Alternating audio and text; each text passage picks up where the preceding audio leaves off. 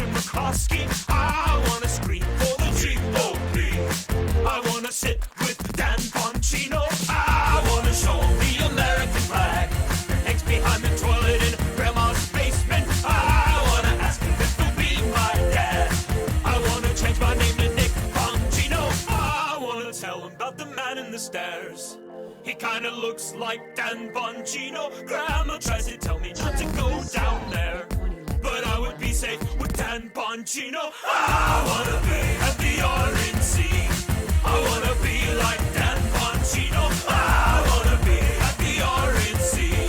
I wanna be like Dan Bongino. Hello, everybody, and welcome to a very special Clown Depot stream. This is not a joke. All the doubters in chat are about to be very upset about their wasted channel points. Today, myself, Jackson, Dev, and Robbie will be joined by Nick Lutsko, the creator of the song that we just played.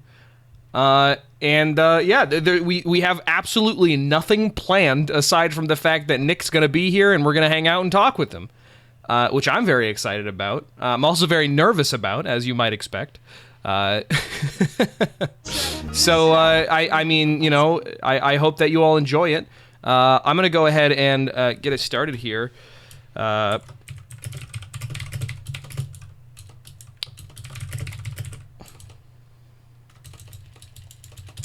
on. Giving the go-ahead in Discord.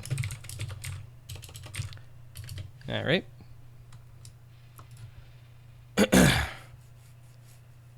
Here we go. Jackson, Robbie, Dev, hello, welcome.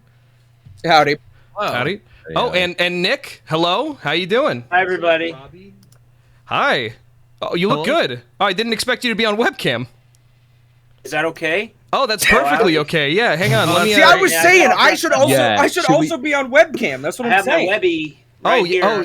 You know what? Let me get visual on that. Here you go. That looks really good. Wow. Thanks. You earned that? What's that for? It is the first place award for best Webby. Oh, really? Wow. You had the best one.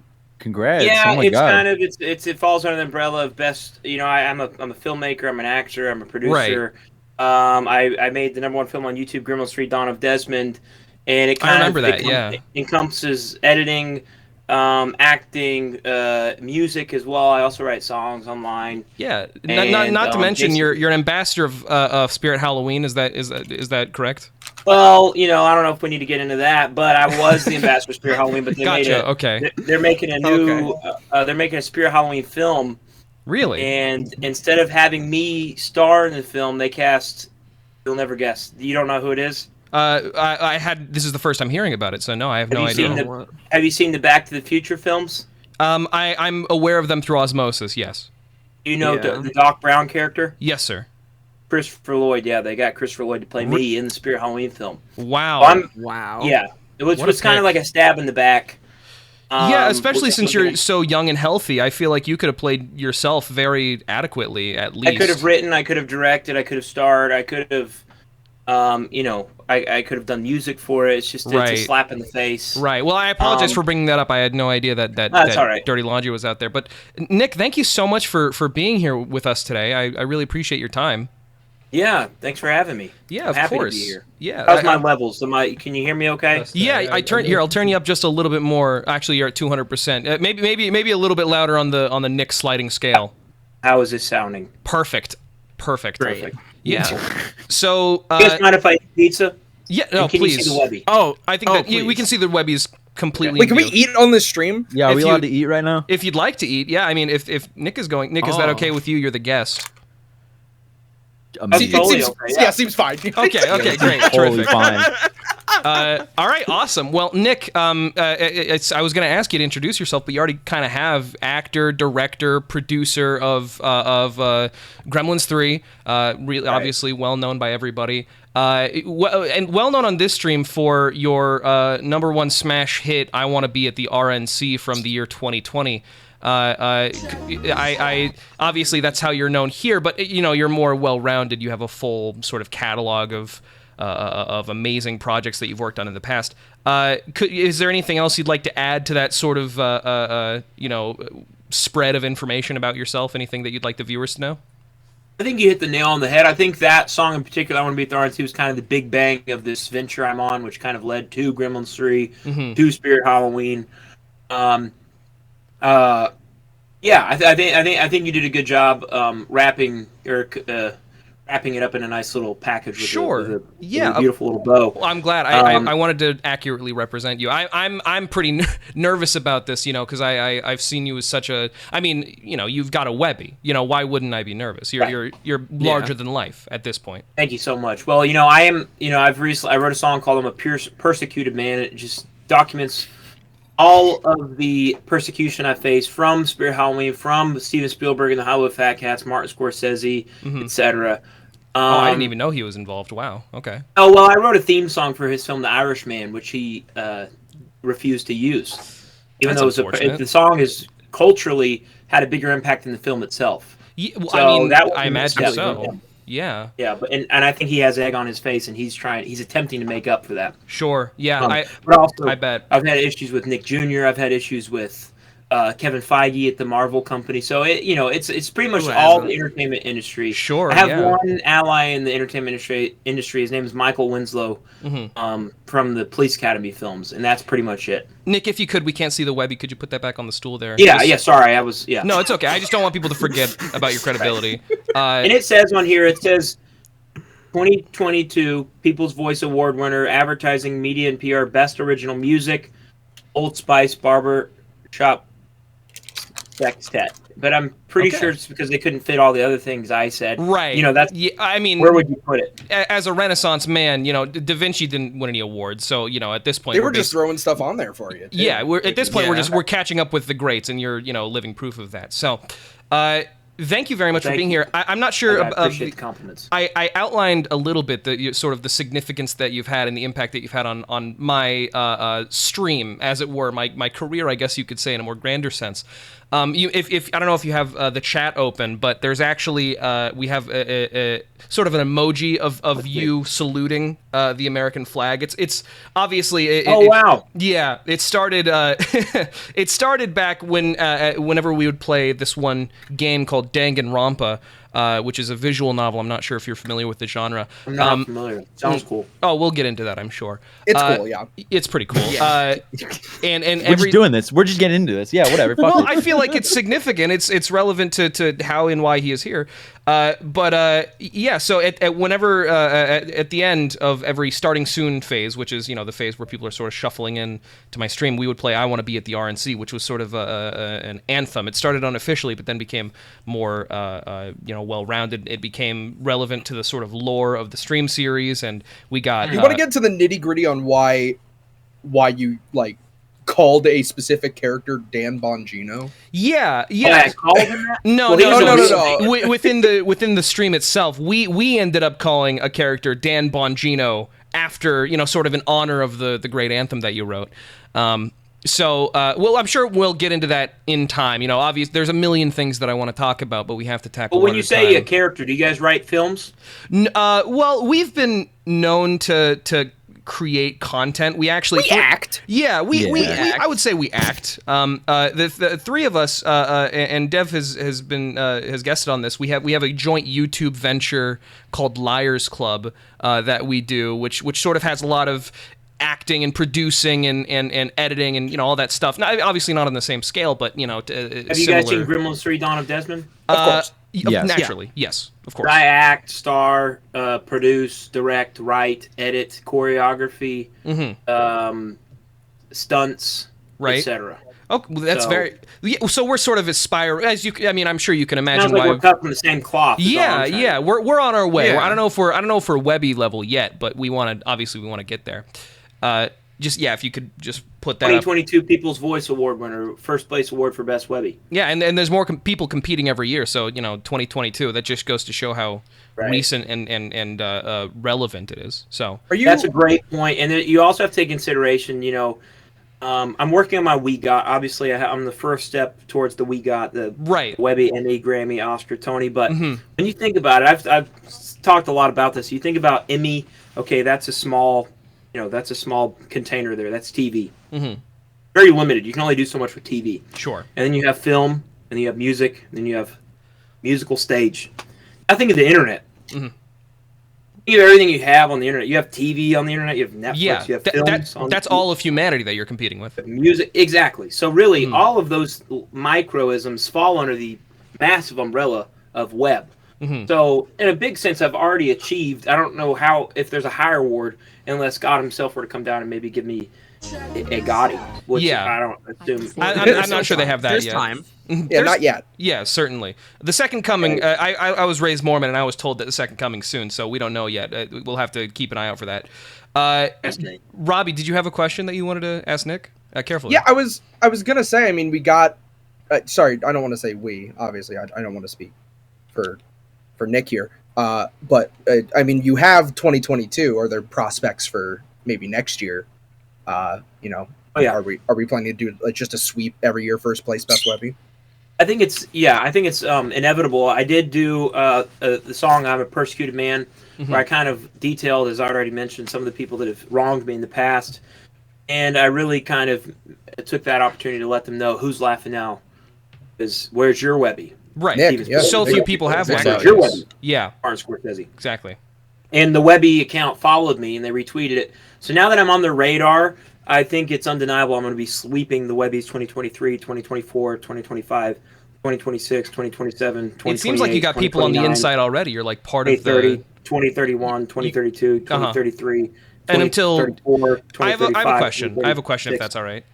Do you? Oh yeah. I was just gonna say for the next 100 years, I think I'll likely be sweeping the Webby. Oh, okay. Yeah, I was gonna say. Well, okay, and this is sort of goes well with my question. Do you plan on living for the next 100 years, or is it like a posthumous award winning that you have in mind, or?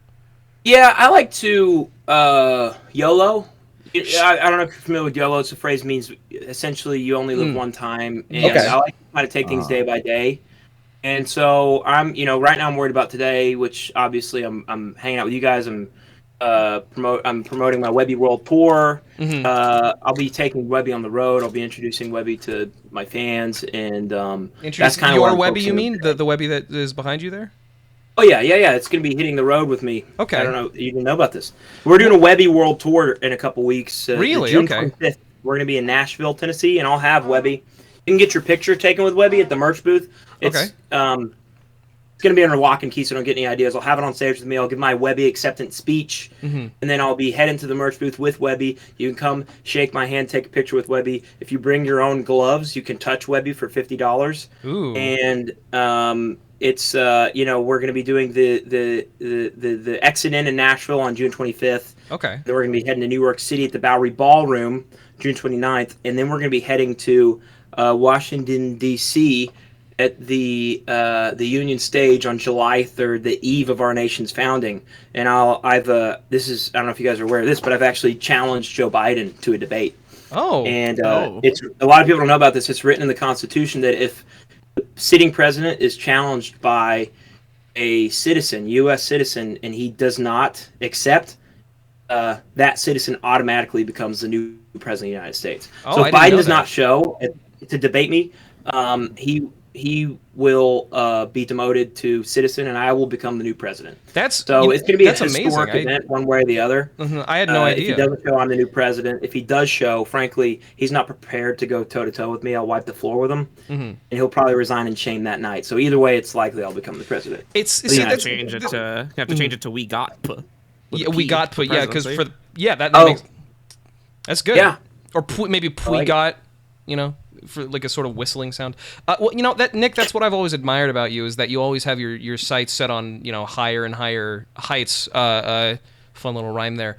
And it's yesterday it's the president of your Spirit Halloween. Then there's that issue. How about the president of the free world next? That just feels like a natural escalation and well within your abilities.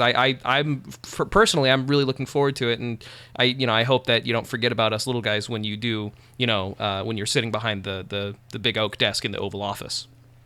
Oh, there's no way I could, because I thank you for having me. I feel like you guys would help me pave the path to DC.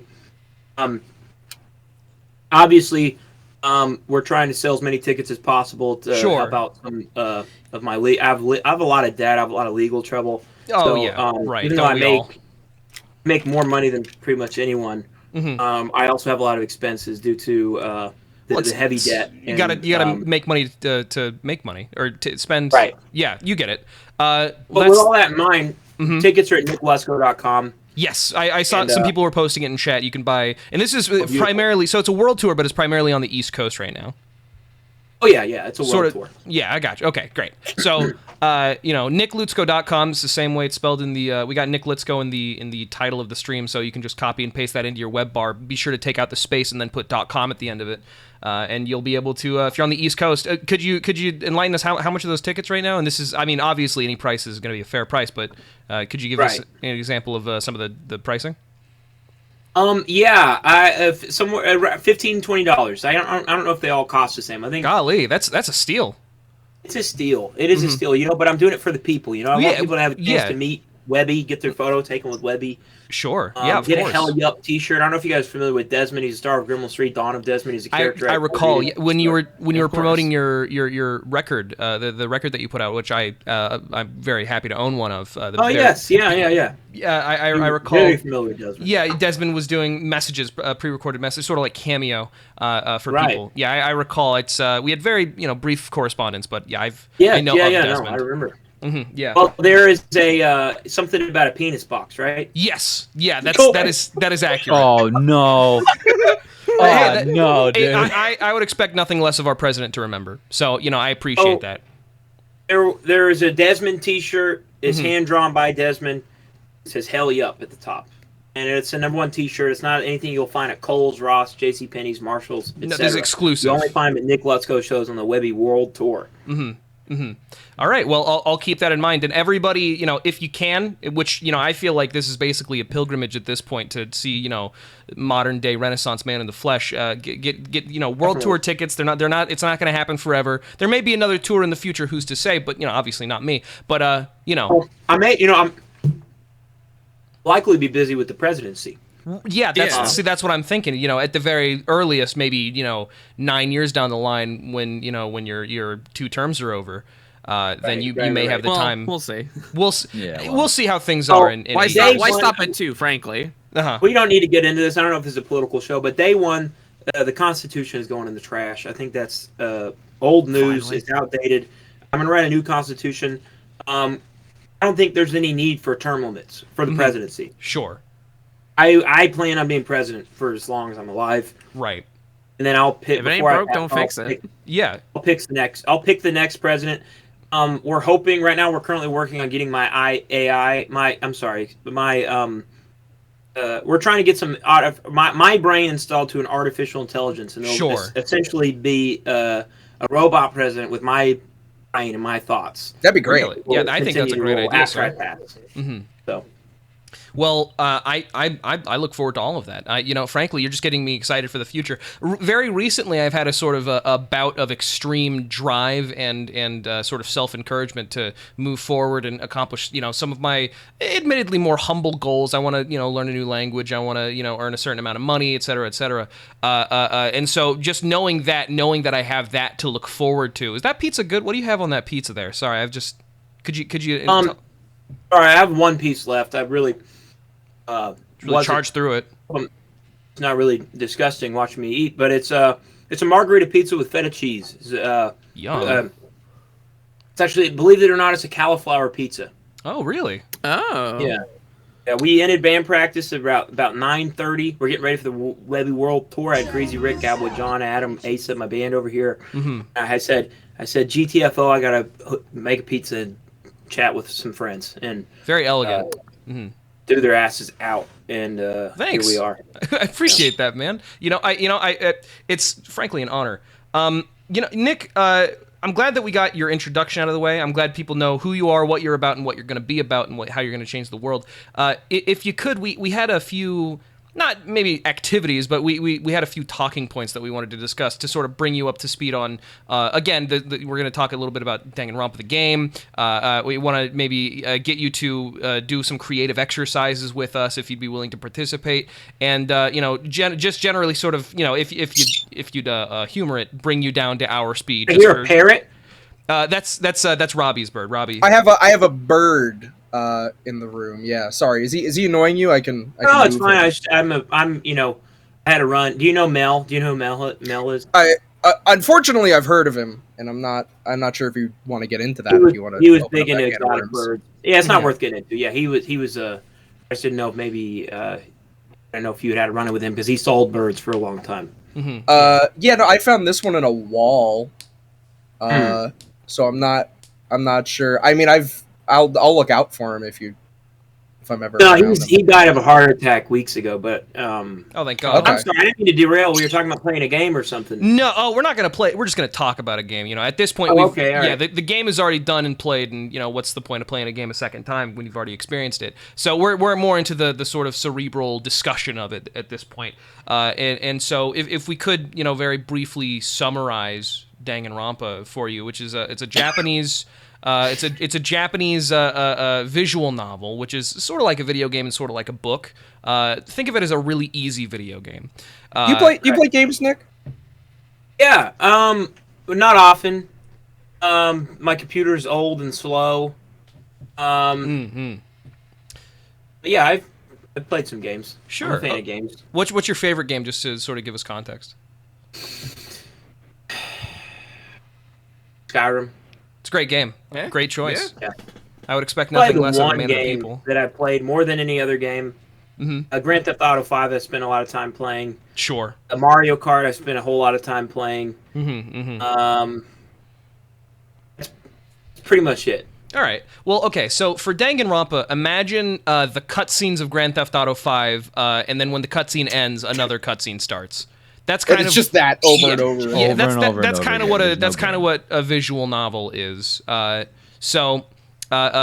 you get into a visual novel for is more of the characters. Danganronpa, it takes place in a world where there's this high school, right, where all of the kids who are the best at a certain thing, what their specific talent is, the best in the world at it. And so you get people like, the ultimate tennis player, the ultimate singer, the ultimate soothsayer, like psychic or whatever. It's, sort of larger than life, a little bit exaggerated, but, you get the idea.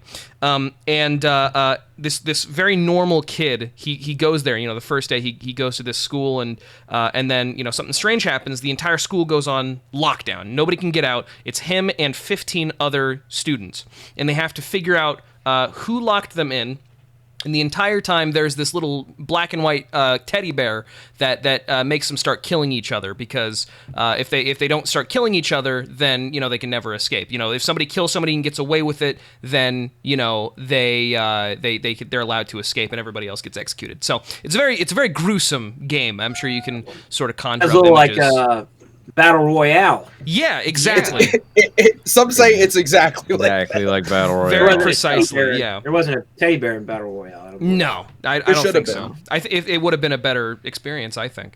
So Danganronpa is very widely known for its sort of more adult themes and very, let's say, crazy writing. Boys, is there anything you'd like to mention about Danganronpa that you think is worth sort of bringing up to Nick? To keep him informed. No. Nah. No. All right. Nope. Okay.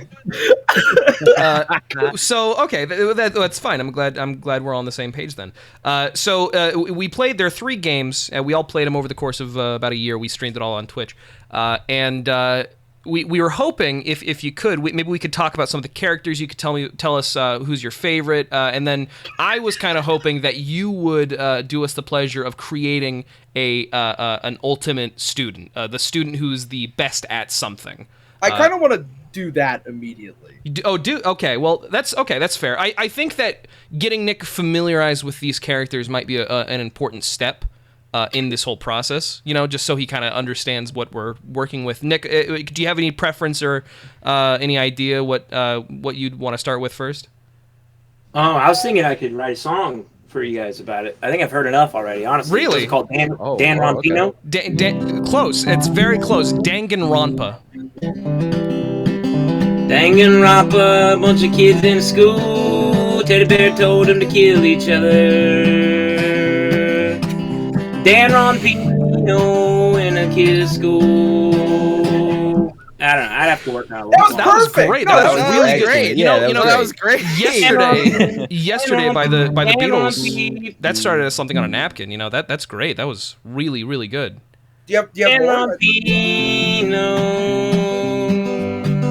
Dan Rampino, killing themselves in the cafeteria, all because a bear told them to. Exactly. Yeah, you got it. Like Dan Rampino, My God, it's like he knew. Dan Rampino, killing themselves because a bear told them to. Wow. That was something special. My goodness, thank you so much for that. Wow, I really appreciate My that. pleasure. Are we going to hear that on tour? Is that going to be? That might be a world exclusive. I don't know. It depends. It depends. Maybe it'll happen if you guys come. Sure. I don't know. Let's see if we sell some tickets. If there's if I get a Dan Rampino chant going in the crowd, I might have no choice in the song. Well, It might be Dan Rampino might be the next big Nick Lutsko. We don't know. Yeah. So if you want to see that, never know. chat, get yourself a ticket at nicklutsko.com, and you got to start that Dan Rampino chant in the crowd, and then maybe Yeah, he'll get sing it that on going. stage. Get So that there you go. going, Now, please. what I straight up can't think of anything that would be better than and more gratifying than that. Yeah. Where are you guys from, Mac? By the way, I have no idea where you guys are from. I assume Robbie. That's what one of you. That's me. Yeah. I assume since you have a rare bird, you're probably from the Central America. I got the rare bird in sunny New York. Oh where wow! we were living at You're the in time, New York. yeah. Well, not anymore. I'm now in Seattle, Washington. What is it? A pigeon? It close. It's a lovebird. Ah, right. From not David and Goliath. From Noah's Ark, right? Yeah. Yes. Yeah. That's the one. Yeah, and New York. I think a lot of us are in Seattle. We have Dev with us, who actually is still in New York. I believe. Yeah, I'm still in New York. Oh, Dev, are you in New York City? Long Island. Okay. How far away is Long Island from New York City?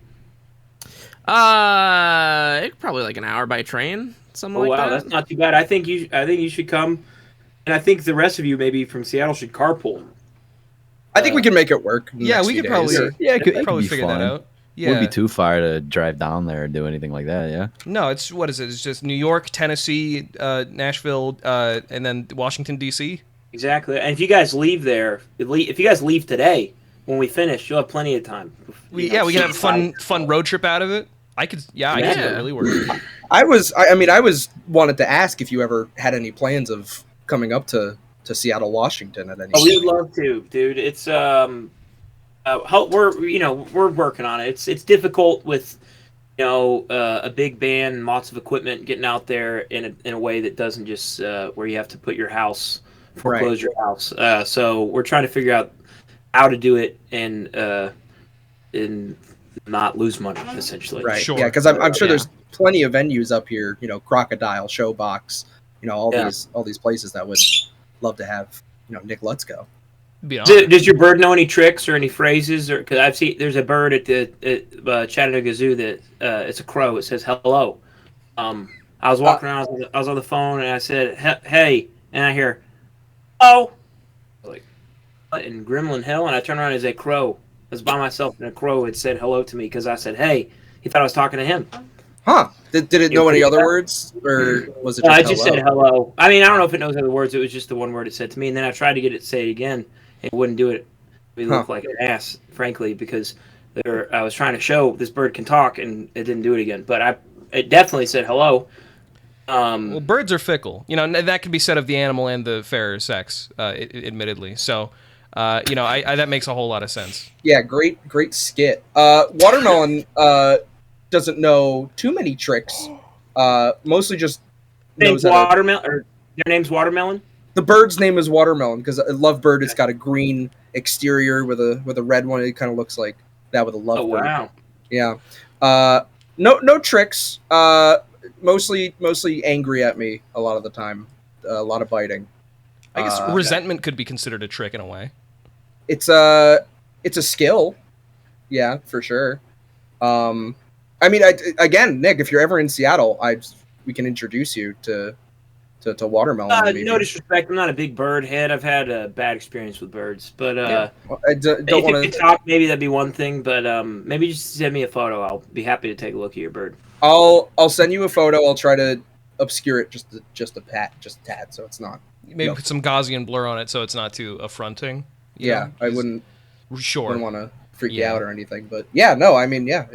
I'm not afraid of them. I've had bad luck. Right. I had birds. I thought they were pelicans. They got sick. They stunk. Anyways, there was like 100 pelicans, or they weren't pelicans. They were. You guys heard of hyacinth macaws? Yes, I have. One of the most expensive birds on the planet, and I had about 2 dozen of them die in my house.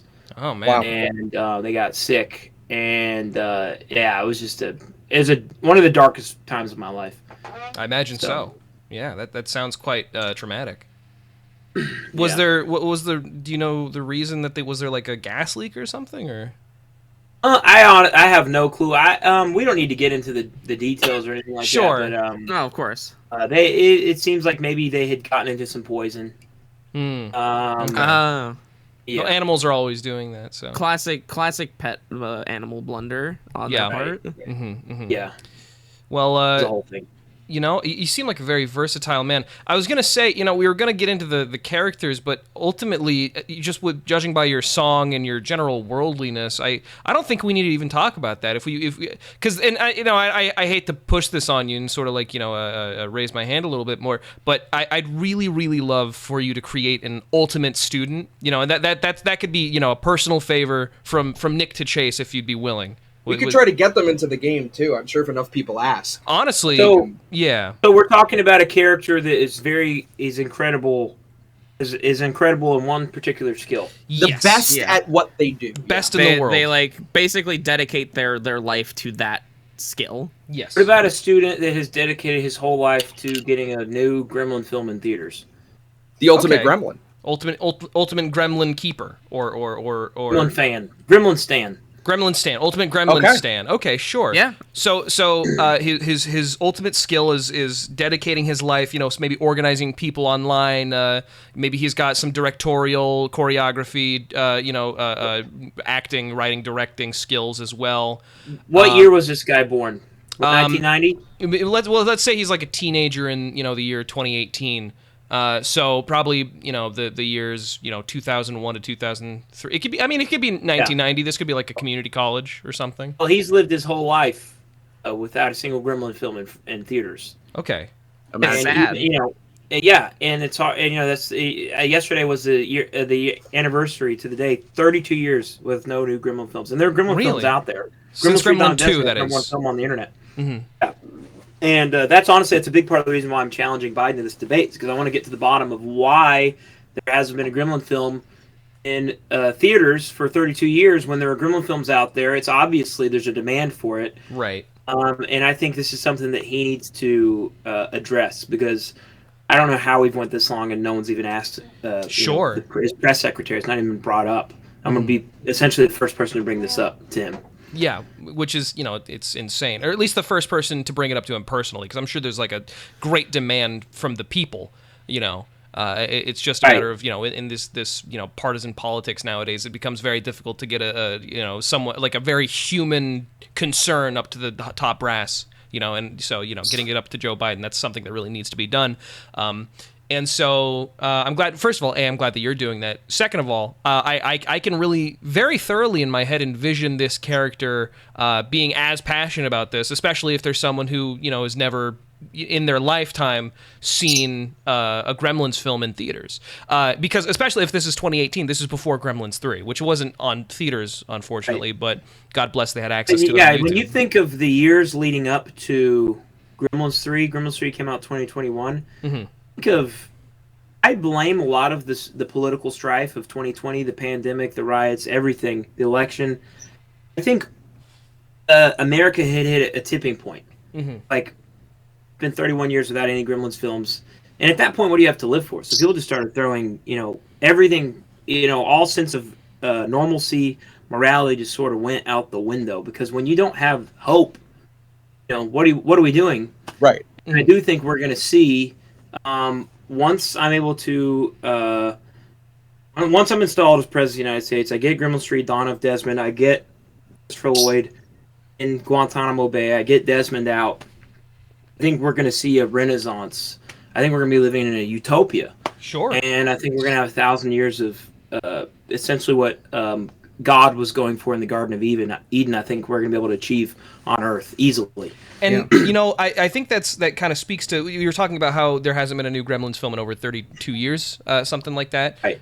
And I think that kind of harkens back to, the decline of a common narrative. Less and less people are going towards, religion nowadays. And I think Gremlins was a really good common narrative that we could all sort of go around, we could find morals in, we could find common strife in, and that really brought us together. And so with that kind of stricken out, and with that, with no new instance, obviously you can still go back, watch Gremlins 1, watch Gremlins 2, and sort of meditate on them. But times are shifting fast nowadays. We need a gremlin that uses a smartphone. We need a gremlin that uses Twitter or goes to Starbucks. These sort of commonalities in, the modern day, they're anachronisms. And, Gremlins 1, Gremlins 2, you can write fan fiction, but that's not the same thing, Yeah, and it's funny you mentioned religion, and a lot of people have pointed out Gremlins 3 is essentially the New Testament retold. You have Gremlin That's Man, beautiful. Who is essentially, when you think of the Holy Trinity, you have the Father, Son, the Holy Ghost. You have the Father, Gizmo. You have the Son, Desmond. You have the Holy Ghost, Desmond. Gizmo is now passed.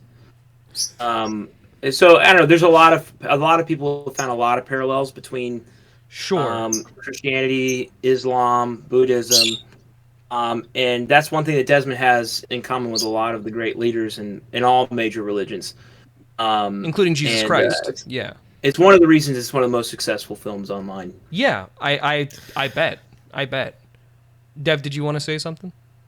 Yeah, I did think it was interesting how you brought up the absence of hope.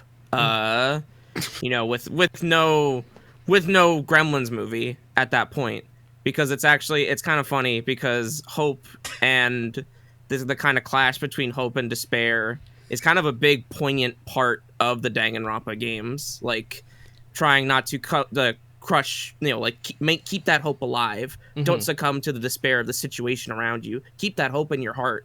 So I think that Gremlins 3 really is emblematic of that hope. Nice. Yeah. Yeah, that's cool. And if Dan is in the chat, I want to say, your game sounds great. I'd love to play it someday. And I hope we can get this Gremlins character in your game soon as hell. Yeah. The ultimate Gremlin stand. Yeah. Or just to put a cap on it, what would this character be named? Do we know? Do we have an idea? Dan Rompino. Dan Rompino. All right. Dan Rompino, the ultimate Gremlin stand. All right. Perfect. All right. Open and shut. Yeah. Thank you for participating in this creative exercise. I think you aced it.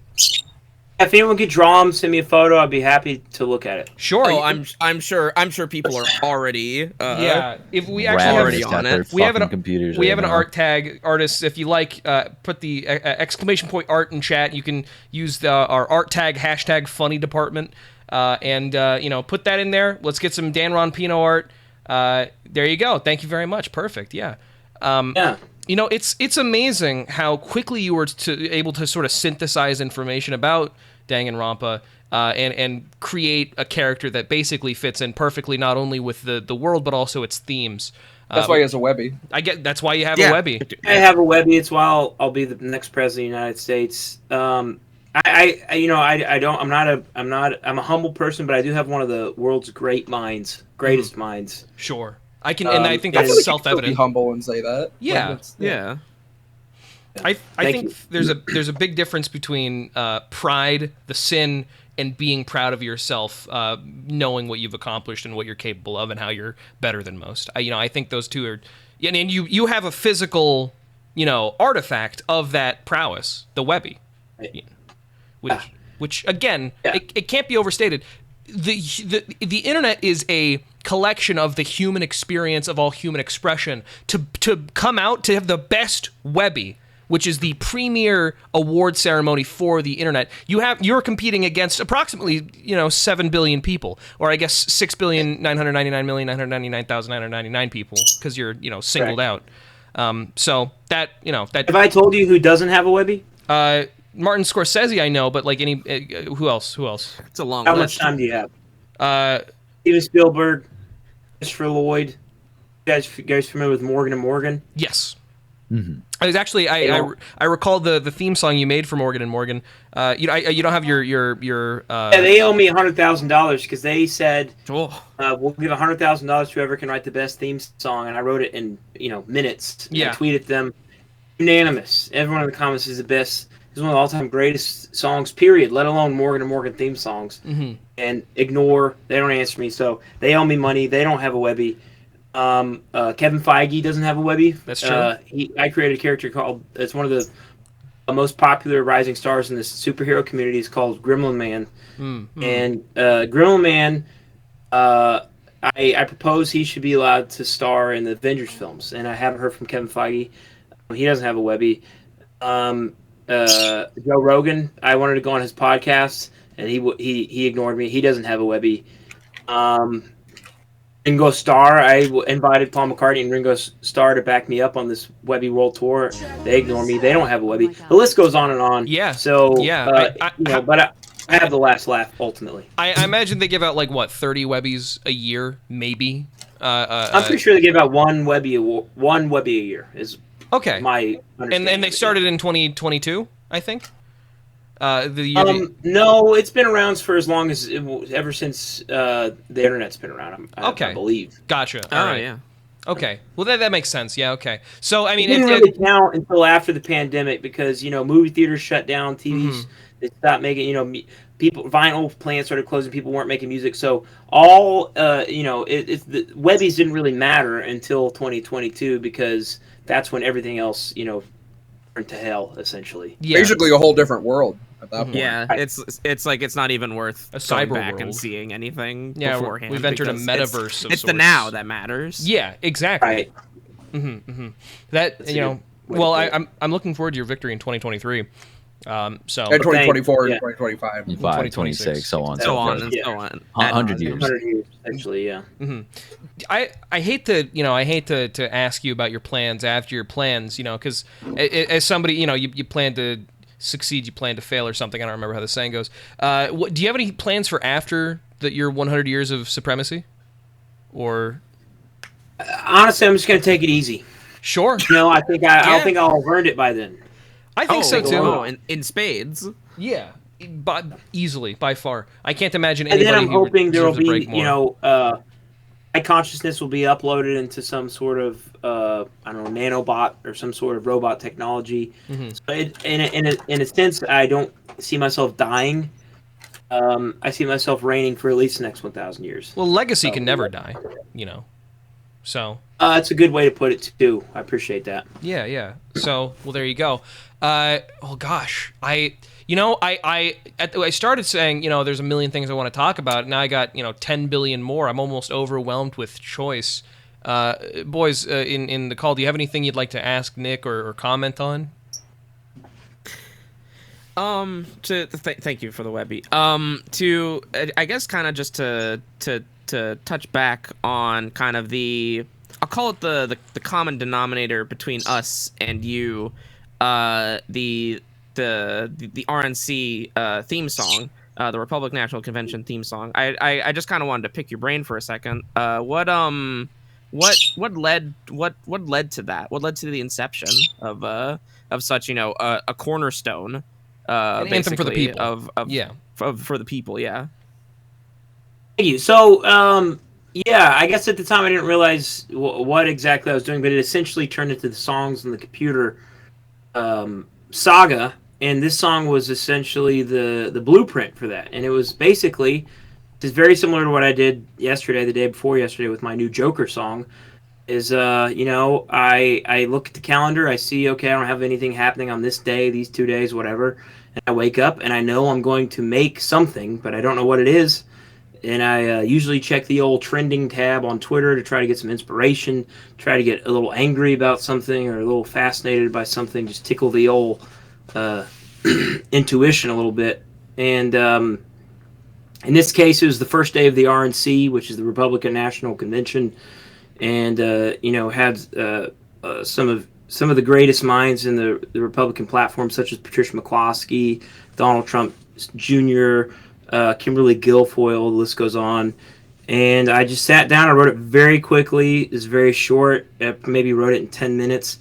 Thought it was one of the dumbest things I've ever made in my life. I didn't know if anyone would know who Dan Bongino was, but it's a fun song it's a fun name to sing. They know now. And I wrote it that morning. I recorded it, shot the video. I uploaded it just in time that evening for Don Jr.'s speech. And it was one of those moments where the planets aligned, because Don Jr. had an energy that was very similar to my character. He's red-faced and sweaty and frantic, and the rest is history. Mm-hmm. Yeah, it sounds like it's a very like almost automatic process for song creation. I find that very, very interesting. It just kind of flows out. Yeah, in all seriousness, I do. I've been writing songs for forever, and I did a lot of stuff for this company, Super Deluxe, and the stuff that kind of immediately preceded Songs of the Computer was an album called Swords, which I spent maybe 3 or 4 years working on. And when I say working on, it'd be like I'd write a verse, and then I would sit with it for weeks, and then I'd write a chorus, and I'd rework the lyrics and change up the instrumentation. And it was like, at the end of the day, there'd be some songs that were under construction for years, and then we're adding things and recording new stuff and adding all this instrumentation. And I'm really proud of that record. But Songs of the Computer was really an exercise with just going with the first instinct and going with my gut and not really second guessing anything. And just letting the subconscious just kind of take over and seeing what happens. I think doing those first few songs and realizing that people were really into them was a green light for me. It was like, okay, this doesn't need to be such intensive labor. It can just be something that just discharges. Yeah. That's kind of like the double-edged sword of content creation online is, you have this venue through which you can express yourself and get it to, have the ability or the opportunity to have it seen by so many people in such a short amount of time. But, on the flip side of that, frankly, you have to kind of go with the flow of what people will accept or what people want to see. And so you have to... with something like Swords, it's you put your heart and your soul into it, and unfortunately, a lot of people don't really want to receive that sort of emotion as often as they want to hear a silly song about a political party that they like making fun of. So right, yeah. No, yeah, I think that's a big part of it. I think another thing that's just kind of interesting is going back even further. My first kind of foray into political comedy and musical comedy was I was writing for Super Deluxe, which was just kind of this accidental thing I fell into, and that was my day job for a few years. And I was like, it also just happened to coincide with the Trump presidency and the election and the campaign, late 2015, or actually I guess mid 2016 on to 2018. But I had so much of like Pizzagate and Alex Jones and Donald Trump's daily speeches and his tweets and everything just under a microscope, and thinking like, how can I like spin this into something absurd and fun and catchy and like make a living with this. But at the same time, it's like I'm consuming poison in the process, right. And that's where Swords kind of came from. Is like I had the magnifying glass on the ugliest parts of American life, and I think Swords is very much a response to all of that. When I finished Swords, I was very driven to let my next project be something that would be fun and uplifting and just not as gloomy as Swords. But then 2020 happened, and all the things that I mentioned earlier, everything just kind of hitting a tipping point. It became very apparent that I was not able to write optimistic, happy right yeah music. But looking back, I realized that I was, through Songs of the Computer, the subject matter hadn't changed so much, but I was able to package them fun, absurd wrapping paper, if you will. Yeah. Yeah, and I've always appreciated that, and the tonal consistency is really evident, and the sort of care and what's the word, intention, I guess, or intent. It's always very clear.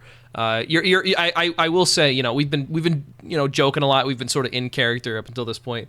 I have a respect for the sort of voice that you were able to so consistently capture with your music, and a lot of the time when somebody says oh, I can tell that's that's a song by that person, it may that could be either way. When I hear a Nick Lutsko song, whether or not it's silly or it's a more serious project like the Swords album, I can tell this is somebody who has ideas, and I can tell they're consistent with each other. I've been saying consistent a lot, but thank you. Yeah, I appreciate that a lot. I'm glad that it was a really tricky thing, especially when we started booking these shows, trying to figure out should it just be a Songs on the Computer show and we just put a pin in the non-comedy stuff? Because are people going to get whiplash hearing a song like Software next to I Want to Be at the RNC? And it was really something that I had a difficult time kind of reconciling until it was a buddy on Twitter. Scott Wampler is one of the first people who was really into the Twitter songs I was doing, but also started giving Swords a lot of love online. And I just asked him, if you were to come to a show, how would you feel hearing these songs? Do you feel like it should maybe be two separate sets, or and I just kind of went into here's a few options. What are you thinking? And he essentially said, dude, you're an artist, and it's your job to give us what you what you bring, and it's our job to consume. And people that are people need to get over it if they find any sort of it's what you feel compelled to do. And it really resonated with me. And the Chicago shows, we played 2 shows in Chicago in April. That was really just kind of the blueprint and the litmus test to see how people would receive not only the Songs of the Computer, but the Songs of the Computer woven in with songs from Swords and etc. and other stuff that I'd done. It blew my mind how seamless it was. There were no big moments where energy dropped. It was people were singing all the words all night long, and it was just extremely gratifying and overwhelmingly rewarding to see both projects resonate with the same people in a very similar way. I'm happy to hear that you have a similar feeling. Yeah, it's Dev, did you want to go? Yeah, just real quick, because I can kind of I sympathize with that feeling as a different medium, but as an artist, I can also understand that feeling of maybe feeling you're kind of feeling a little maybe, I don't know if down is the right word, but just seeing what things you create that get kind of absorbed into the collective consciousness of people, and getting absorbed maybe more than some of your other things, and feeling you kind of have to balance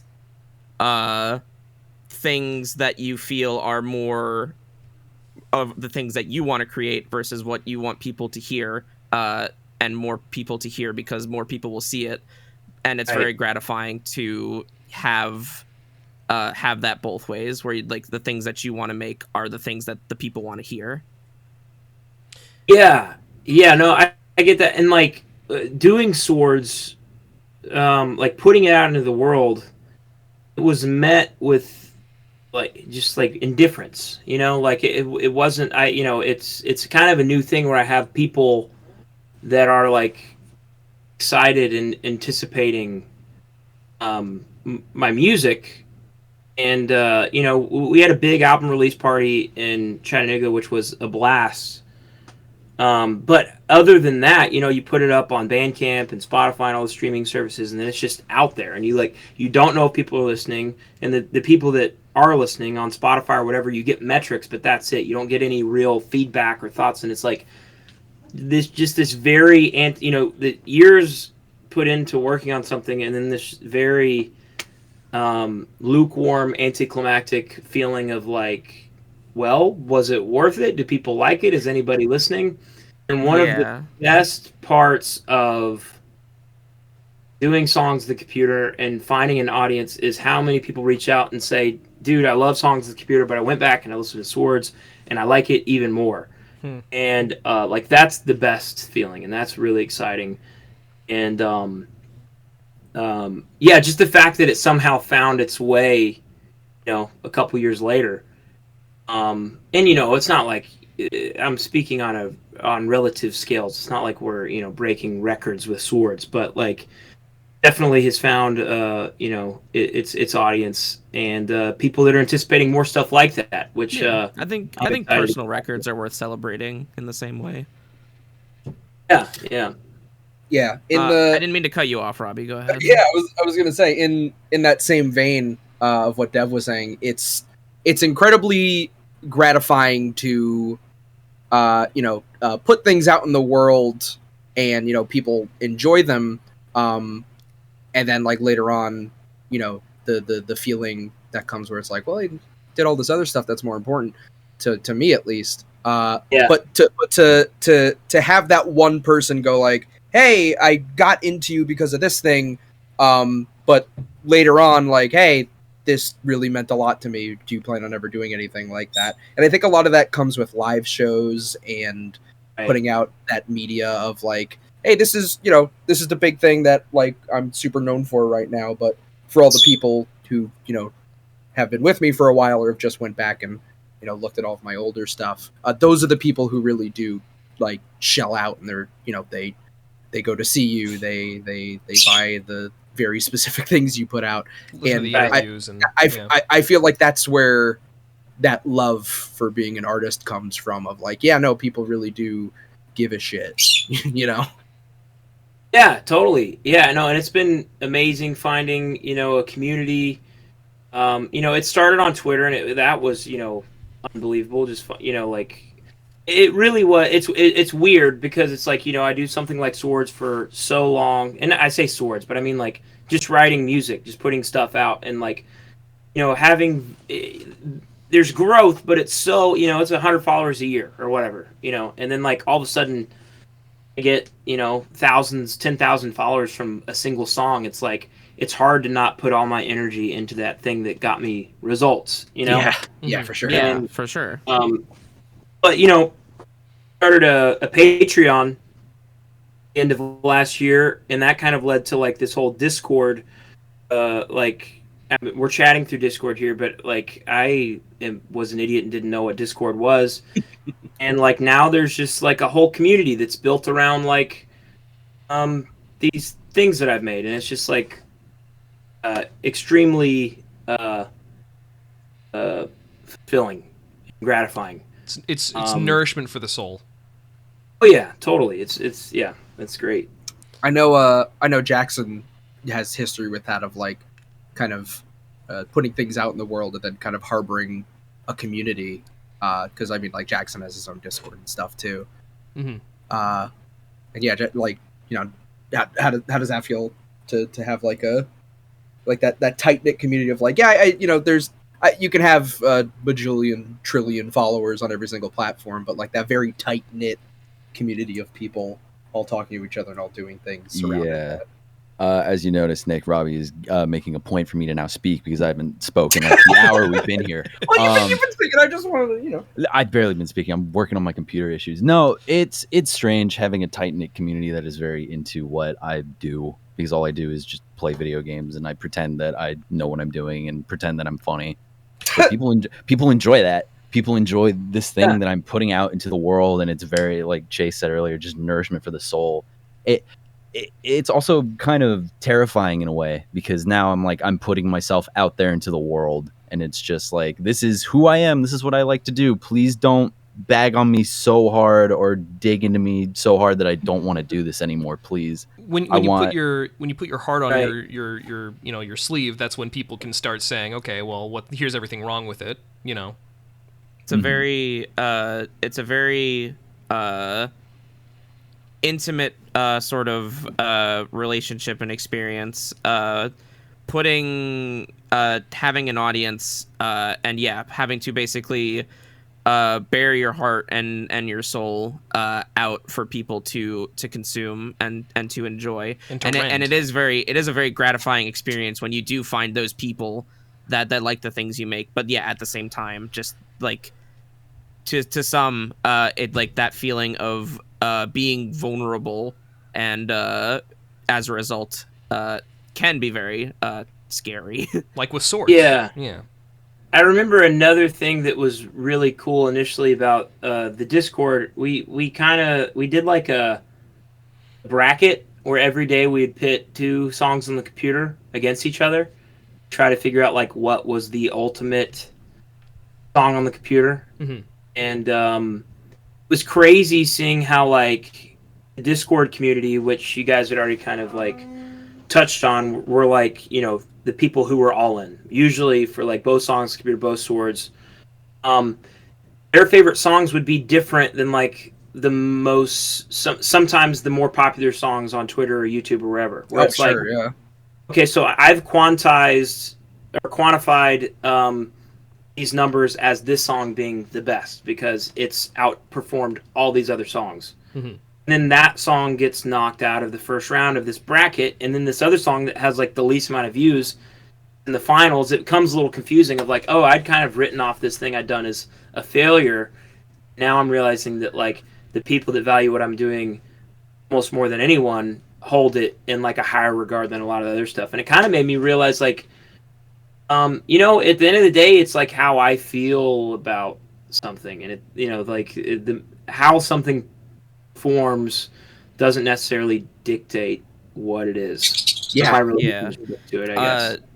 Online analytics and like just like data and numbers really it's really it can really cloud your perception of your own success if you start to like stare at those numbers for too long, and then you start to notice when the numbers start to dip and you're just like, oh god, I'm a failure, and then you like it's such a slippery slope to get yourself in. But yeah, if you find the people behind those numbers who actually like tell you it's like this song is my favorite, and not looking at what the algorithm says you should think is the best one, it's really a good feeling. Mm-hmm. Yeah, totally. And like, you know, I'd mentioned, and I guess it's in a way it's kind of a blessing, but like I started doing these songs in 2020. It just so happened to like be this moment in time that was so unprecedented, like in so many different ways. And we're all isolated. I think we're all online. We're all kind of unsure of the future. And like, so I released one of these songs, and like, those are the metrics that I compare everything by. And as we continue into like some sense of normalcy, obviously there hasn't been a song that's captured the moment like RNC has on like a viral scale. Right. And I did kind of, you know, struggle with that for a while of like, man, why? I guess like I'm not doing as good anymore because people aren't like keeping up with it or aren't as immediately into it as they were before. But I think over time I've kind of realized like that's not what it's about. Like that's not like, I don't know. I think you kind of hit the nail on the head in getting into all that. For all the things that the analytics can tell us, you know, the age and race and gender of the person listening to the song, and you know how many of those people did, and what the metrics look like. They also can't tell you things that are more ephemeral, you know, like how much it connected with somebody, or how much it gets stuck in somebody's head, you know. So like, right. While RNC, you know, that's the big one. It's definitely the catchiest, I would say. You know, one that has a little bit more. That one that I find popping into my head more often is. The Ballad of Don Jr., for example, or the Nick Jr. song. You know, I was about to say the Nick Jr. song was always a personal favorite of mine. Yeah, Nick Jr. is one of the ones that lost the first round of the Discord. But I don't even know what to. Yeah, well, I mean, someone in the chat knows. Well, there you go. It just kind of goes to show that while we can rely on it for you know, mathematical. Reasoning and things like that, you know, that might be fine if somebody's churning out you know, videos or songs for profit. When you're doing it to connect with somebody, that's not feedback that you can get. That's what the comment section's for. That's what the Discord channels are for. That's what the forums are for. And so, I mean, it makes perfect sense that, as an artist, that's where you'd find the most fulfillment and the best feedback, not only of like, hey, this really connected with me, but also like to feed your internal dialogue of, okay, yeah, what I'm doing is worthwhile and it makes sense and it's making people happy and that makes me happy. Yeah, that makes sense. Yeah. So, yeah, I mean, so everything tracks, I guess, is what I'm trying to say. Well, gosh, I was kind of worried, as we were going into like the 30-minute mark, like, oh, are we gonna be able to find an off ramp? Because I would like to talk more about this, like, it seriously. So I'm glad, I'm really, really, genuinely very happy we were able to find our way here. And I appreciate you so gracefully joining us for that incline into more, let's say, higher thinking. I'm happy to discuss anything you guys would like to discuss. Sure. Go ahead. More personally, if I could, I feel like we were talking about it like pretty briefly on how sometimes you stop looking at the things you create as creations and more as like number sponges, where whatever gives you more zeros at the end of a number is the best. Is there any like mindset you kind of put yourself in to say like, yeah, I like for this one, I don't gotta look at the numbers for that one. Like, I know like this is like, something that really means a lot to me, because me and I know every other creator online who puts things out to the extremely vast pool of content on the internet. They get trapped just looking at numbers and seeing like, oh, did I do good today? Was this good? Was I funny? How good am I? Like, how do you yourself kind of separate from that? What's the mindset you put yourself in? It is interesting because, like, I released a song last week called I Am a Persecuted Man. I mentioned it earlier. And it's my Webby song. And as I had the idea for it, as I kind of sat down very quickly, I realized just through like the first few lines, like, I've already made this song's like opportunity so narrow, because almost every line is calling back to a previous exchange, a previous song or previous whatever. And so it's like with each new line, the box gets smaller and smaller of the potential of people that are really going to enjoy it. But I was loving it, and it was really funny to me, and I kept going. Like, I knew that before I'd even started recording it, and I was like, but like, I don't know. To me, it's funny, and I know if I think it's funny, there are other people that are going to appreciate this, and that's an example of one that I put out there, not expecting. Like, like any numbers this one does is is great. It's just, because like it's a victory lap. I'm already happy enough with this, and it doesn't really matter how. And because of that, I was thrilled with how it did. It seemed like it exceeded my expectations. This one I did yesterday, the Joker one, that's about the news that Joker 2 might be a musical starring Lady Gaga. I don't know, that was just such a funny phrase and seemed very much like something this character I've kind of developed would feel entitled to be in charge of. So, like, I just got to work immediately. And I feel like that one, I mean, obviously it has its own rabbit holes into weird niche inside jokes or whatever, but, like, the concept on its head is just, like, an incompetent, ignorant version what a Joker 2 musical could look like. And given like that I was able to like produce it and put it out pretty quickly, that's one that I had higher expectations for. So I do think each individual project kind of has its own expectations or whatever. I don't know how well that answers your question necessarily, but that's kind of just what popped in my head. Yeah. I mean, that was kind of going along with what I was saying of, when you put something out into the world that like you might not do the best, but it's still like, oh, I love this. I love what I'm doing. Let me keep working on this. This is for me, and if people like it, then that's for them. And then it winds up, being a a big hit, people really do respond to it well. Yeah. And then I mean, like the nightmare scenario is when that doesn't happen. You know, when you're like, I'm gonna put out this thing, I'm super proud of it. You know, I worked really hard on it, and then it just like is least, you know, interacted with thing. People just don't care. And I guess that kind of, you know, that helps with the community of people who are like, no, this is like one of your best things ever. But like, you know, how do you kind of deal with, you know, when the super big thing you thought was like, oh, this is gonna go great, I love what I'm working on, and then it just kind of blows up in your face, and it's not necessarily the huge hit that you thought it would be. What are your ways of, like, you know, dealing with that and kind of going like, well, we'll get them next time? You know, what's the mindset there? I feel like I have learned that anytime I'm working on something and I have like a really strong feeling that it's going to do really well, or if someone tells me, usually Cowboy John, who plays saxophone in the band, or my wife tells me this one's really good, I think it's going to do really well, it almost never does.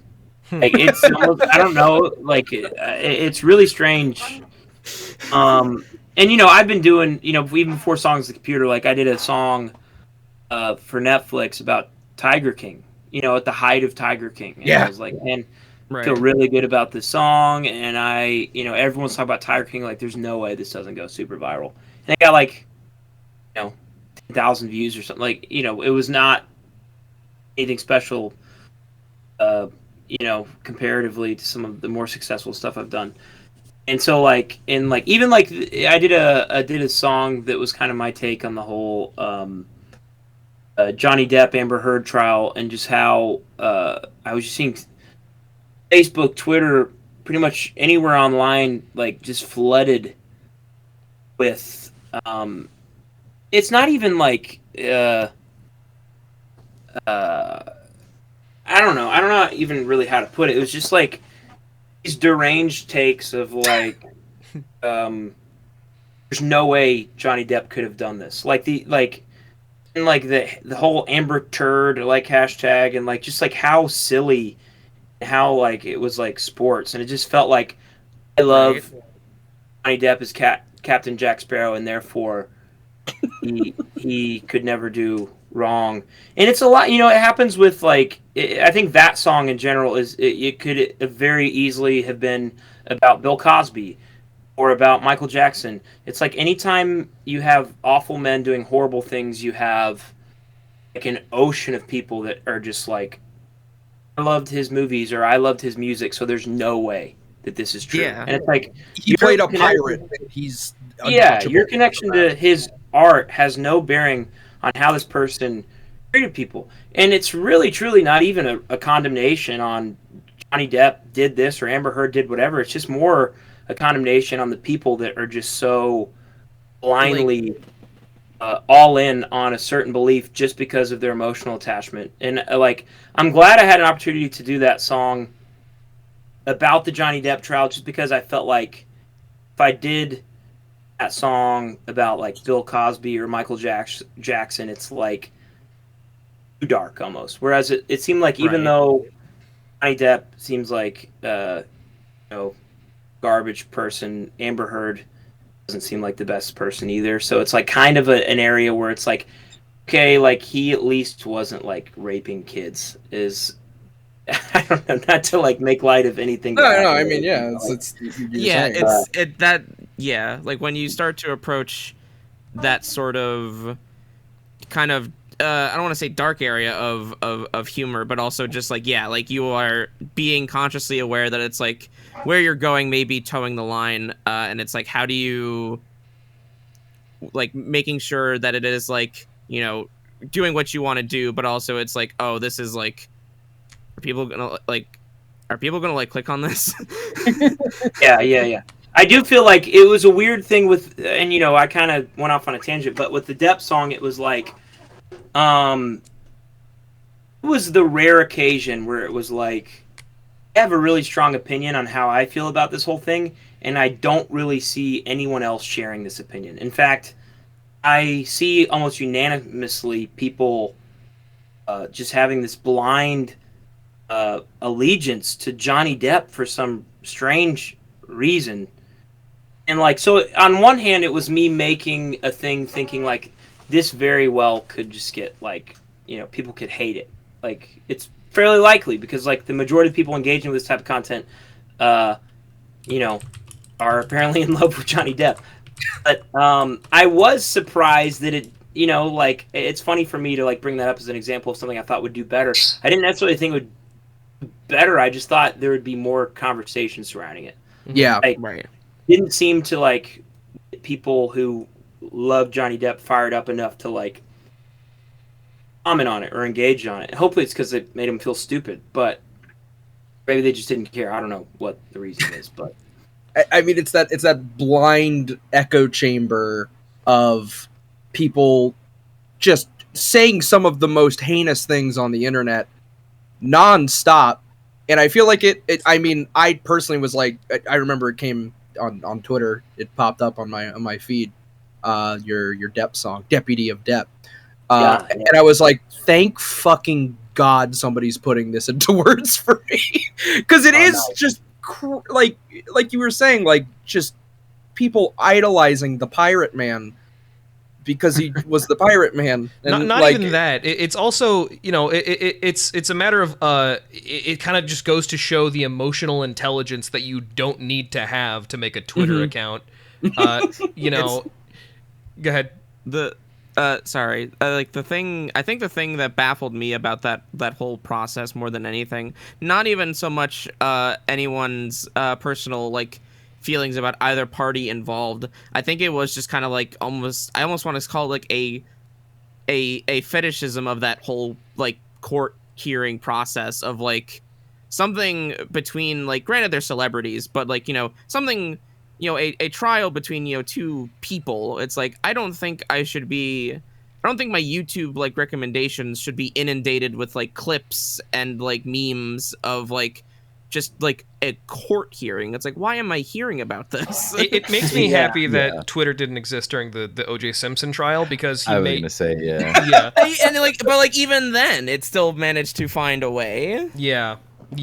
We it's that parasocial relationship thing that like we joke about like within our friend group of like, oh, the parasocial relationship grows stronger because we're letting you get a glimpse into our private life. But that's the issue, is that parasocial boundaries have been shifted over the years because of the internet and the things that people are creating. I might go on a tangent, so anybody can tell me to shut up at any point. But it's shut up. Yeah, thanks. Okay. Yeah, fuck me too. Again, like, so yeah, if we had Twitter during the OJ trial, it would just be like people saying whatever. But then we got that OJ just docudrama series of like, oh, here's what it was if you weren't there, and it just kind of exploded into this thing of like, you need to be in anybody who makes content, you have to dive into their private lives, or otherwise you're not a fan of them. Like, you don't care about them. You don't care about Daddy Depp if you don't get involved with this trial. You don't care about Daddy Johnny if you don't follow him and see what's going on. It's just that the line is getting blurred every time more of this stuff gets pumped out into the world, and it's getting a little bit gross. It's a fear this kind of stuff, that if you defended them in the past and this comes to pass, then you are somehow guilty by association for having liked Willy Wonka in the Chocolate Factory circa 2005. Which I think, again, just kind of goes to speak how little you need to process what happens online in order to make a post about it. Which, I feel, which makes, being an artist, to sort of circle around, makes it being an artist kind of difficult, because it's really scary to think, once I post this, or once I, write this song about how I feel, or once I, explain where I've been emotionally, then that is going into people's minds of what they think about me. Like not what they think about me, who they think I am, the version of myself that exists in their head. And that can, if it goes too far in either direction, whether they learn to hate me like I'm a disgrace, like I'm the worst thing that's ever happened, or if they put me on a pedestal, they idolize me, and they are unwilling to see reason in a time where it counts the most. And I think that was taken to a logical sort of extreme, a narrative extreme, I guess, in the Heard versus Depp trial. So, I completely, again, in those moments, it's very, very good to have that sort of satirical levity. Uh-oh, is there a fire in your apartment? You good? That's just what my ringtone sounds like. Sorry. Oh, that's very alerting. Yeah. Yeah. Yeah. It's the alien setting. Oh. Oh gosh, what was I gonna say? Oh yeah. I was gonna say, and this kind of brings me to another question. I feel like the fastest growing genre of comedy online is satire.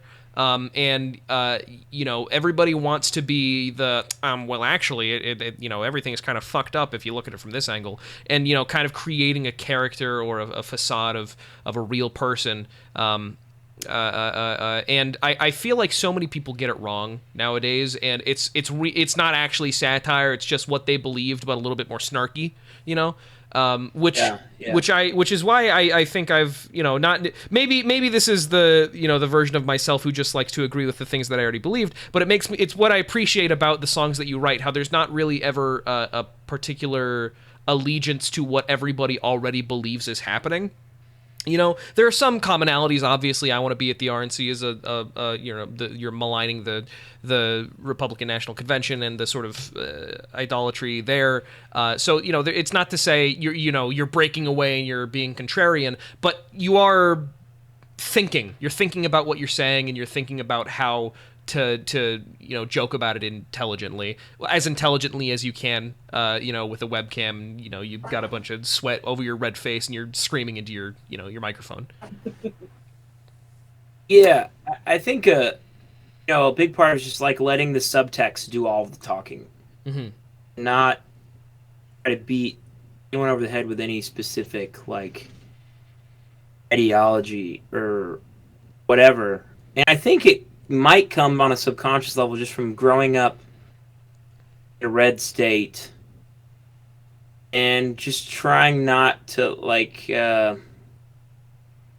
even know how to put it, not do anything not say anything so bluntly that it's gonna rock the boat on like a personal level. You know what I mean? It's right.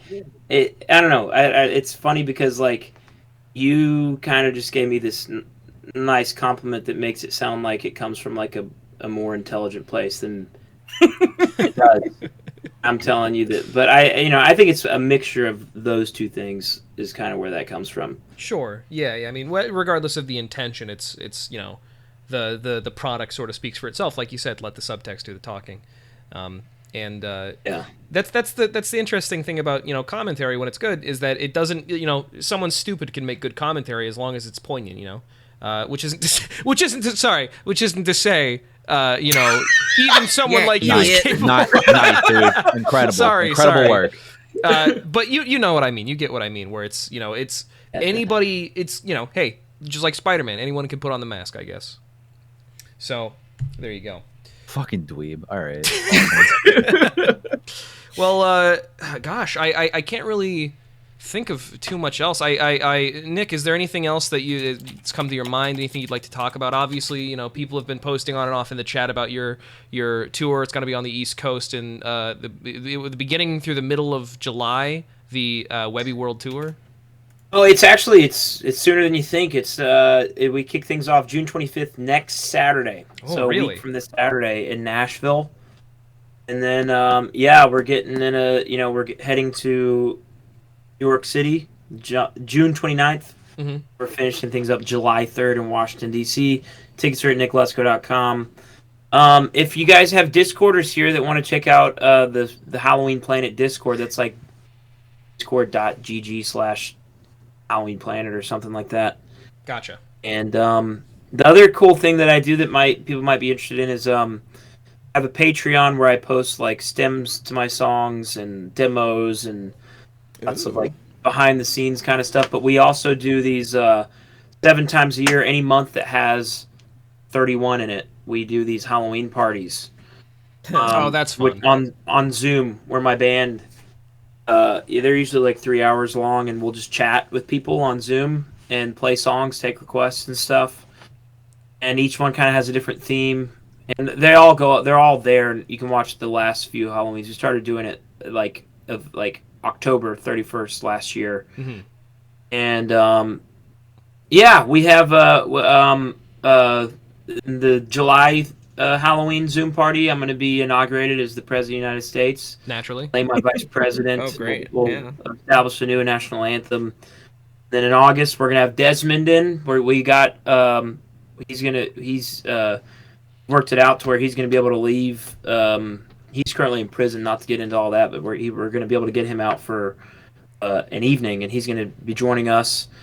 And then in October, we're going to be doing Swords. We're going to be celebrating the 3rd birthday of Swords and playing it in its entirety on Zoom and hanging out with people. So lots of fun stuff on patreon.com/Lutsko. That sounds very exciting. Awesome. Yeah, I'm looking forward to that. I had no idea that you had your stems and everything out on Patreon. That's very interesting. I'll have to get that a look. Yeah, we have sword stems and songs on the computer, and yeah, and all my Super Deluxe stuff is up there for free download. So. Terrific. All right. Well, boys, do you have any final questions or closing remarks? Yeah, I do have one question. To kind of wrapping back to the kind of the conversations that we were having before about Danganronpa. Just one quick. Oh my god. Just one last cap and everything. I'm gonna post a character in the chat here in the Discord chat here. No. And I just wanted your honest like first impressions and opinion. Get that on screen too, Chase. Once it's yeah, sure. Chase, yeah, if you don't mind. All right, so I'm gonna press enter here and tell me what you think about this character. Let's see. All right, let's. I can't. What do I think about it? Like, just first word that comes to my mind? Impressions. Yeah, what do you think? Like yes, straight up, yeah. Honestly, fine. Fine. Great. All right. Hey, You shouldn't have said that like because not bad. Yeah. I also don't think he did anything wrong. My! They're not going to stop talking about this for months now because of what you just said. Nick, if I could, thank you so much for taking the time to talk with us. Yeah. And thank you guys for being fans of my stuff and sharing my stuff. And yeah, I don't know if I'd already shared this with you, but I started. Someone asked me, Mike from PA. I feel like I'm only 31 years old, but I feel like an old boomer sometimes because I've never done Twitch. I've thought, should I get on Twitch? I wouldn't even know where to begin. Wouldn't even know what to do. But Mike from PA reached out, said they wanted to have me on. I was like, well, I guess it would be an okay way to promote these shows, and I really enjoyed it. Had a lot of fun, and then I was like, well, I have a lot of people that have shared with me that they share my stuff on their streams. Maybe I should just reach out to these people. And I remembered that when I did the Songs of Computer vinyl with the Desmond messages, there was a lot of allusions to in Bongino in the Sacred Room or something like that. Does that sound familiar? Yeah, the penis box. Seventh Seal or something. Yeah, the secret 17th student. Yeah. Yeah. And that was just kind of like there somewhere. And luckily, I found the email exchange, and here we are. I'm happy that this worked out. This is hey, you know what? Nice to connect. Me too. Before we begin wrapping up in earnest, and this is I hate to spring this on you, but I was wondering, do you think we could get a rendition of "I Want to Be at the RNC" live here on the Clown Depot stream? Yeah, I think so. Oh boy. Fantastic. There's a few iterations. Do you guys want? I feel like it's late here in Chattanooga. It's almost midnight, so I think maybe the You want to wind us down a bit? I think the reprise might be appropriate. Certainly. Yeah. No. Yeah. Sounds lovely. I did a stream on YouTube, Webby Night Live, and I literally performed it on the Webby. Oh, really? Awesome. I put this one of my Deputy Adept rings on. I didn't even know that was that's a thing you could do. Come see me on the Webby World Tour, Nashville, New York City, DC. I'll have my web. You can take your photo with it. All right, Excellent. You guys ready? Oh, I'm ready. Ready as we'll ever be, Nick. Thank you. All right.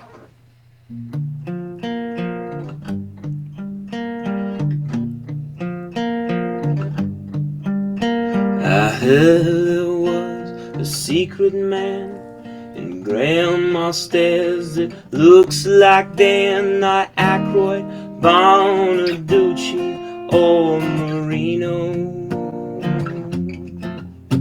You know the Dan in which I speak, he lives within the RNC, the muscle-bound, mustachioed Dan Bongino. Dan Bongino, Dan Bongino, Dan Bongino,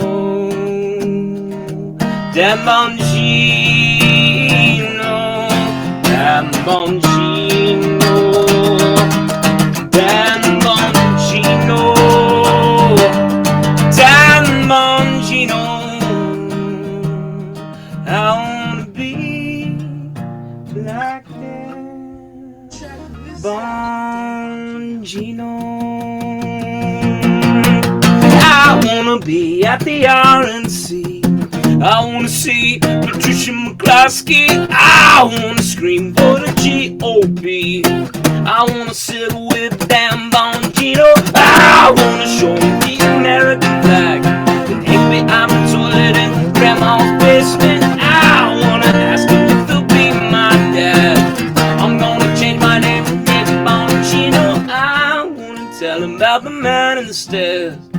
He kinda looks like Dan Bongino. Grandma tries to tell me not to go down there, but I will be safe with Dan Bongino. I wanna be at the RNC. I wanna be like Dan Bongino. I wanna be at the RNC.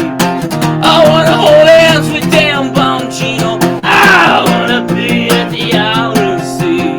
I wanna touch tongues with Dan Bongino. I wanna be at the RNC. I wanna be like Dan Bongino.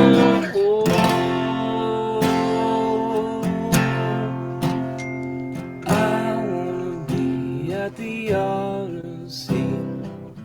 I wanna see Patricia McCloskey. I wanna scream for the GOP. I wanna sit with Dan Bongino. I wanna show him the American flag that hangs behind the toilet in Grandma's basement. I wanna ask him if he'll be my dad. I wanna change my name to Nick Bongino. I wanna tell him about the man in the stairs. He kinda looks like Dan Bongino. Grandma tries to tell me not to go down there. I will be safe with Dan Bongino. I wanna be at the RNC. I wanna be a Dan Bongino. I wanna be at the RNC. With Dan Bongino. I wanna be at the RNC.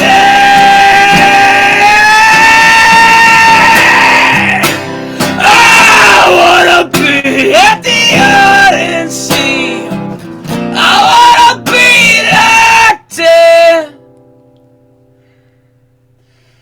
Dan Bongino. Dan Bongino. Dan Bongino. Dan Bongino. Dan Bongino. Dan Bongino. Dan Bongino. I wanna be like Dan Bongino.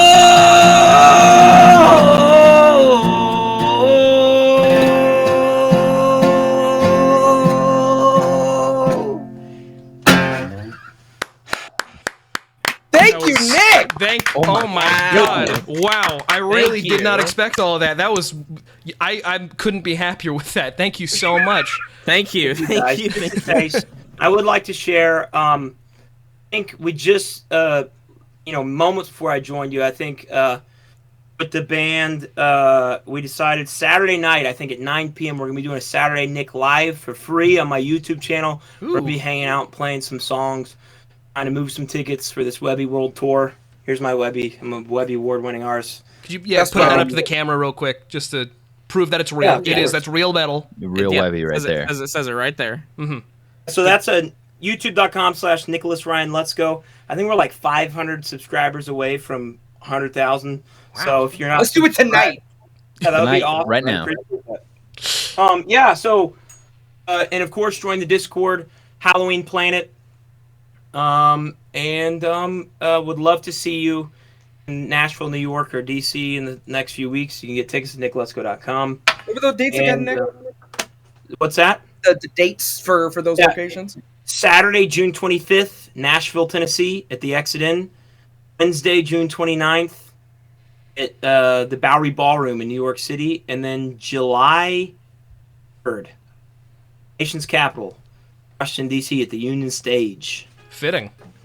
Thank you. All right. Yeah, guys, thank you. And of course, there's the Patreon if you guys want to come hang out for some of these Halloween Zoom parties, get some FaceTime. We'd love to see you guys there. We got that discord.gg/Halloween Planet. We got it a couple times in chat. Looking good. Before we go, we actually did receive some art of Dan Ron Pino, your character. But before that, Chase, actually. Yes. Oh, goodness gracious. What's up? Something in the chat. I believe you were just redeemed a. Oh man. A hearty stonks. Oh man. Wow, what a time to embarrass me in front of this guy that we just had this awesome conversation with. We talked about Danganronpa. Come on. There's two of them, by the way. Nick, if you'd excuse me real quick, I have this tradition in my chat where they're channel points. If you watch long enough, you get a lot of them, and you have to redeem 100,000 of them to get me to debase myself and yell into my microphone. So I have to do that real quick, if you don't mind. Okay, go ahead. Oh my God, there's two of them apparently. I told you there was two. Okay, well, yeah. Let me just real quick. I need to sort of prepare myself for this. Just bear with me. This will be over very quickly. No pressure. I'll mute my mic so it doesn't bleed through from the other room. Yeah, I appreciate that. Stonks! There we go. There's one. Okay, everybody, let's let that one resonate out for a second into the universe. I need perfectly quiet real quick so we can get the energy back and bring it back for another one. The reprise real quick. Stop! Oh my God! Hang on. No, I'm gonna reel that one back in. That one didn't count. Hang on. Real quick. Oh my God! In front of Nick Lutsko. Hang on. What have you done? Stonks! That one was like regal. That one came out very flat and quick. You vibrated my window in my room. Okay, I feel good about that one. That Nick, was good. Quick review on those stonks. What do we think?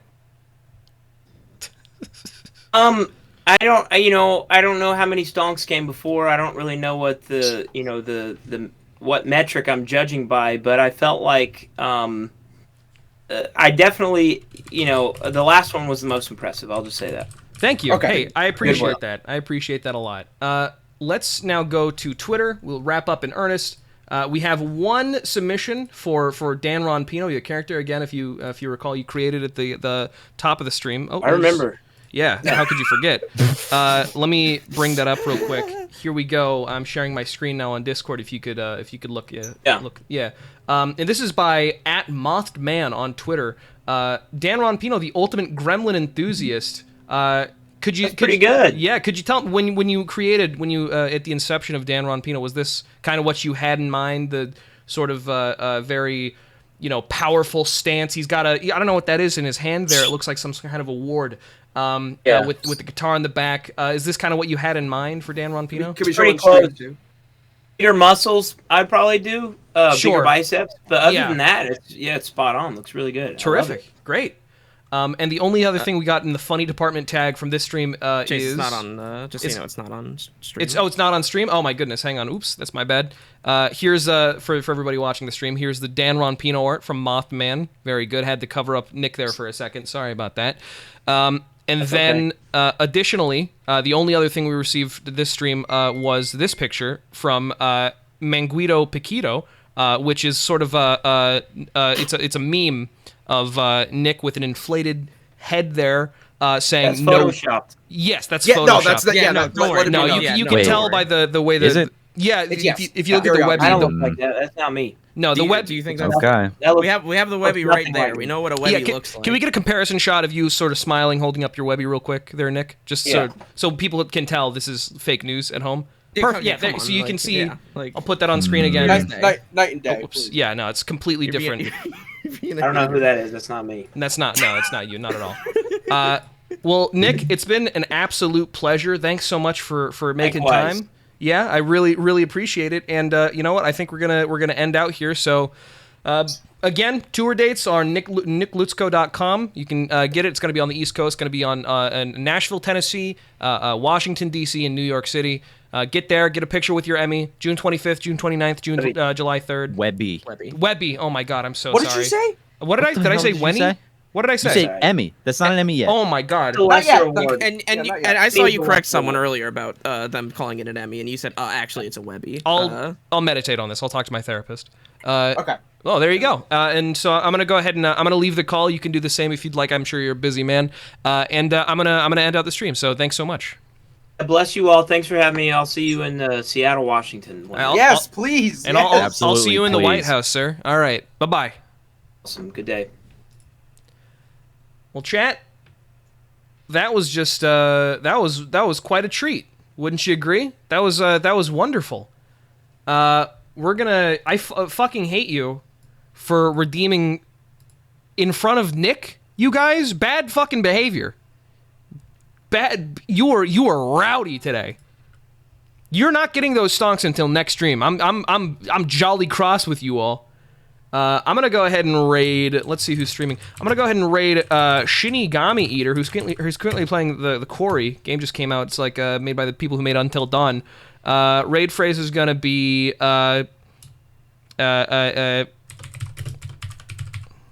what's the raid phrase? Raid phrase is gonna be oh gosh.